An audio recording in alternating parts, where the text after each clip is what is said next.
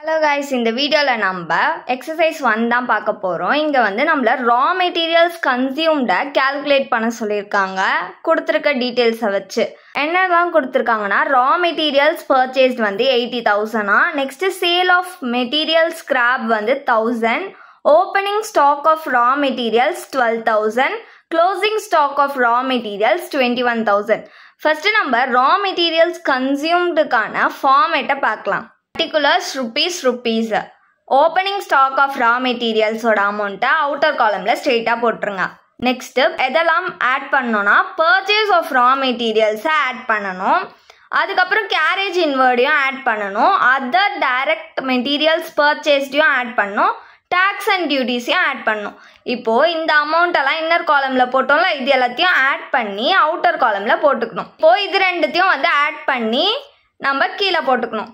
இது கூட நம்ம எதெல்லாம் மைனஸ் பண்ணனும்னா சேல் ஆஃப் அன்சூட்டபிள் ரா மெட்டீரியல்ஸை மைனஸ் பண்ணணும். அதோட அமௌண்ட்டை இன்னர் காலம்ல போட்டுக்கோங்க. நெக்ஸ்ட் சேல் ஆஃப் ஸ்கிராப்பையும் மைனஸ் பண்ணணும். இதையும் இன்னர் காலம்ல போட்டுக்கோங்க. Next closing stock of raw materials இதையும் இன்னர் காலம்ல போட்டுக்கோங்க. இப்போ இந்த அமௌண்ட் இந்த மூணு அமௌண்ட்டையும் ஆட் பண்ணி அவுட்டர் காலம்ல போட்டு அவுட்டர் காலம்ல இந்த ரெண்டு அமௌண்ட்டையும் நம்ம மைனஸ் பண்ணி போட்டோம். நம்மளுக்கு கிடைக்கிற வேல்யூ தான் cost of raw materials consumed. இப்போ சம் போடலாமா? என்ன பண்ணணும்? Opening stock of raw materials. இதுக்கு எவ்வளோ அமௌண்ட் கொடுத்துருக்காங்க? 12,000. இதை ஸ்ட்ரெயிட்டா அவுட்டர் காலம்ல போட்டுக்கோங்க. இது கூட நம்ம என்ன பண்ணணும்? ரா மெட்டீரியல்ஸ் பர்ச்சேஸ்டு கொடுத்துருக்காங்களா, இதை ஆட் பண்ணிக்கணும். ரா மெட்டீரியல்ஸ் பர்ச்சேஸ்டு வந்து 80,000 ஸ்ட்ரெயிட்டா அவுட்டர் காலம்ல போட்டுக்கிட்டேன். ஏன்னா வந்து ஆட் பண்றதுக்கு இது மட்டும் தான் இருக்கு. ஸோ இது ரெண்டுத்தையும் ஆட் பண்ணோம்னா நம்மளுக்கு 92,000 கிடைக்கும்.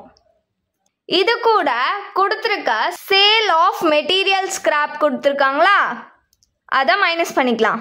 இதுக்கு எவ்வளோ அமௌண்ட்னா 1000 கொடுத்துருக்காங்க. Next closing stock of raw materials. இதுக்கு எவ்வளோ அமௌண்ட் கொடுத்துருக்காங்கன்னா 21,000 கொடுத்துருக்காங்க. இப்போ இது ரெண்டுத்தையும் நம்ம ஆட் பண்ணி அவுட்டர் காலம்ல போட்டுக்கலாம். 22,000.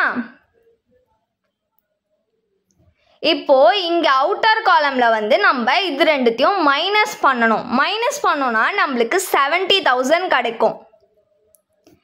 இதுதான் வந்து cost of raw materials consumed. Thanks for வாட்சிங்.